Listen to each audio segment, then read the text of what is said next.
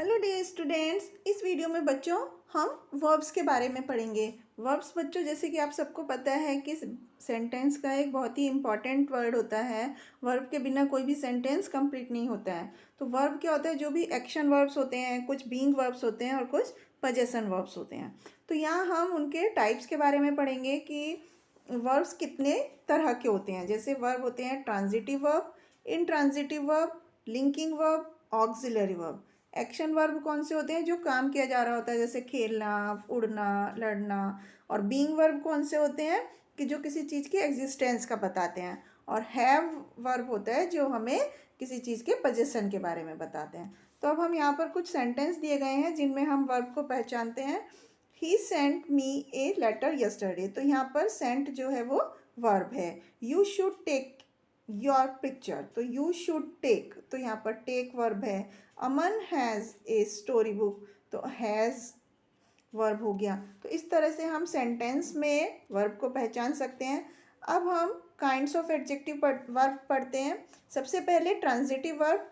Transitive verb क्या होता है बच्चों? ट्रांजिटिव वर्ब सेंटेंस में उस वर्ब को बोलते हैं जिसमें सेंटेंस का मीनिंग कंप्लीट करने के लिए उसे किसी ऑब्जेक्ट की ज़रूरत पड़ती है। ऑब्जेक्ट डायरेक्ट ऑब्जेक्ट भी हो सकता है या इनडायरेक्ट ऑब्जेक्ट भी हो सकता है। जैसे हम यहाँ पर पढ़ेंगे शी मेक्स फूड।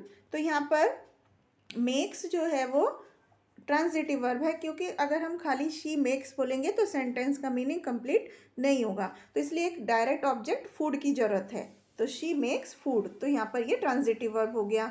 और I wrote an application to the principal. तो ये जो आई रोट खाली अगर हम लिखेंगे तो कंप्लीट नहीं होगा मीनिंग, इसलिए एक ट्रांजिटिव वर्ब है जिसमें कि an application to the principal ये डायरेक्ट ऑब्जेक्ट है। तो बच्चों डायरेक्ट ऑब्जेक्ट जो होते हैं उसमें ऑब्जेक्ट कॉम्प्लीमेंट्स भी होते हैं, जैसे कि यहाँ पर an application to the principal. तो टू द प्रिंसिपल जो है वो ऑब्जेक्ट कॉम्प्लीमेंट है। अब यहाँ पर जैसे हमने लिखा था I wrote an application to the principal. I wrote an application, तो एन एप्लीकेशन ऑब्जेक्ट हो गया और टू द प्रिंसिपल ये ऑब्जेक्ट कॉम्प्लीमेंट हो गया। दूसरे होते हैं ट्रांजिटिव वर्ब में इनडायरेक्ट ऑब्जेक्ट भी हो सकते हैं, जैसे कि my father gave me 100 rupees, my father gave me 1000 rupees. तो इस सेंटेंस में क्या है बच्चों? माई फादर सब्जेक्ट है और उसने क्या दिया है? 1000 रुपीज़ दिया है। ये डायरेक्ट ऑब्जेक्ट, इनडायरेक्ट ऑब्जेक्ट, और मी जो है वो इनडायरेक्ट ऑब्जेक्ट है।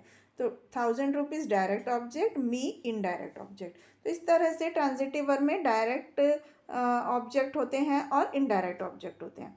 इसके बाद बच्चों नेक्स्ट है इनट्रांजिटिव वर्ब। इनट्रांजिटिव वर्ब होते हैं जो सेंटेंस में जिनको मीनिंग कंप्लीट करने के लिए किसी ऑब्जेक्ट की ज़रूरत नहीं पड़ती है, वो अपने आप में ही सेंटेंस का मीनिंग कंप्लीट कर देते हैं। जैसे कि the beggar died of fever, children dance, the birds fly. तो ये जो है इन सेंटेंस को हम इनट्रांजिटिव, इनमें जो वर्ब यूज़ होते हैं उन्हें हम इनट्रांजिटिव वर्ब बोलते हैं। इसके बाद बच्चों नेक्स्ट होता है, मोस्टली जो वर्ब्स होते हैं वो ट्रांजिटिवली या इनट्रांजिटिवली होते हैं, लेकिन कुछ वर्ब ऐसे होते हैं जो कि एक सिचुएशन में ट्रांजिटिव के जैसे बिहेव करते हैं और दूसरी सिचुएशन में इनट्रांजिटिव के जैसे। For example I was drying my hair. तो यहाँ पर आई वॉज ड्राइंग, यहाँ पर ड्राइंग जो है वो ट्रांजिटिव वर्ब के जैसे यूज़ हुआ है। And my hair was drying in the air, यहाँ पर इनट्रांजिटिव वर्ब के जैसे यूज़ हुआ है। इसके बाद बच्चों हम नेक्स्ट टाइप का वर्ब पढ़ते हैं जो कि होते हैं लिंकिंग वर्ब्स। लिंकिंग वर्ब जैसे कि नाम से ही पता चल रहा है जो कि लिंक करने के लिए यूज़ किए जाते हैं। ही सीम्स हेल्दी, तो यहाँ पर आप देख रहे हैं ही और हेल्दी को लिंक जोड़ने के लिए हमने वर्ड यूज़ किया, वर्ब यूज़ किया सीम्स। तो इसको हम लिंकिंग वर्ब बोलते हैं। Mister Sharma was a principal, तो यहाँ पर वॉज मिस्टर शर्मा के लिए प्रिंसिपल है, लेकिन वो किस वर्ड से लिंक हो रहा है? वाज। She looks tired.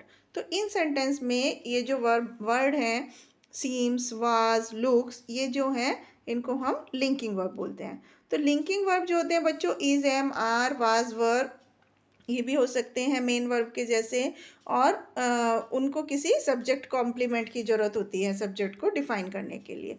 इसके बाद नेक्स्ट होता है बच्चों वर्ब फ्रेज। वर्ब फ्रेज क्या होता है? जो ऑक्सिलरी वर्ब और मेन वर्ब दोनों को मिला करके एक फ्रेज के जैसे काम करते हैं, उसको हम वर्ब फ्रेज